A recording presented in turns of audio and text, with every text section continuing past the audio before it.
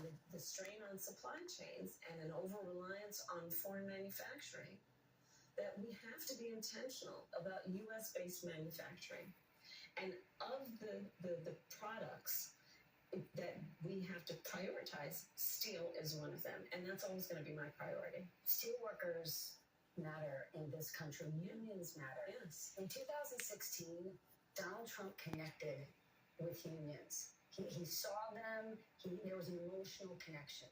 But what he didn't do was deliver policy.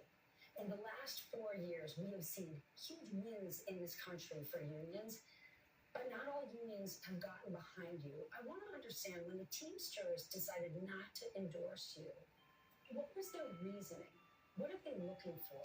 Well, let me go back to our just previous conversation. I'm very proud to have the endorsement of the steelworkers and almost every other major union in America, because I stand by workers and I stand by the importance of being able to join a union and to understand the benefit and the value of unions. And I understand the importance of investing in new industries and working actively with the private sector to grow our economy. But I'm asking because there's this idea, we want something more from her. What is it? Well, here's the thing, back to your point about previous election cycles. Donald Trump made a whole lot of promises that he did not meet, and one would argue broke. Look at Lordstown. He said he was Don't sell your homes. Yeah, don't sell your homes. And what happened? It shut down. Outsourcing under Donald Trump. His policies that are about putting, tens to hundreds of percent tariffs. John Deere. Yes.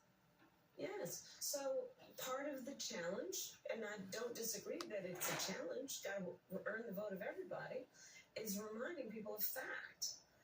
Regardless of what somebody says in a small rally somewhere. And I think that's really important. And that's part of what I'm doing in this campaign, is to remind people, just like here in Pittsburgh, of the reality of who has stood with union labor, who stands for American manufacturing, who stands for American jobs. Can I ask you about tariffs? Because you just mentioned it. It's not just with one company. Donald Trump's sort of big idea is this broad-based tariffs across the board.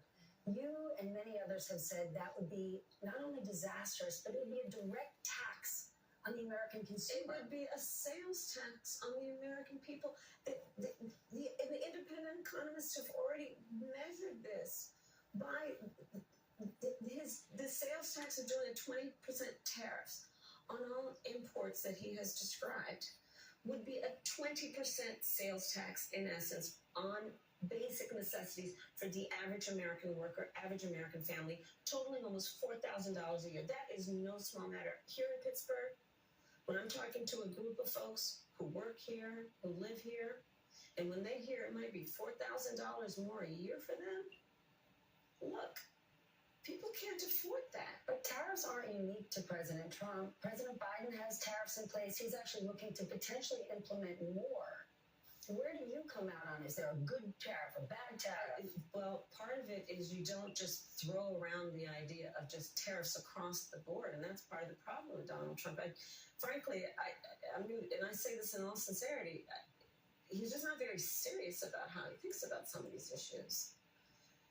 And one must be serious and have a plan, a real plan that's not just about some talking point ending in an exclamation at a political rally, but actually putting the thought into what will be the return on the investment, what will be the economic impact on everyday people.